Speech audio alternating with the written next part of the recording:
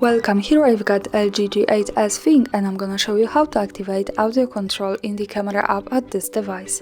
So let's start by tapping on the camera button to open it, and for now we are in the standard photo mode. From here let's go to the left corner to this button. When we tap on it we can open the advanced camera settings, and here we have the cheese shutter option. So this is audio control in this camera app.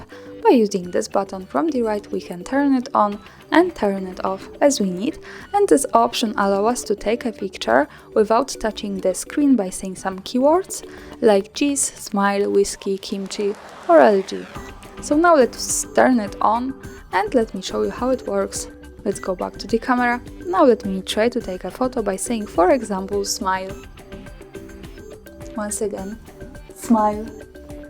So we have to be pretty loud that the device can hear us, but this is how it works. Thanks for watching, subscribe to our channel and leave the thumbs up.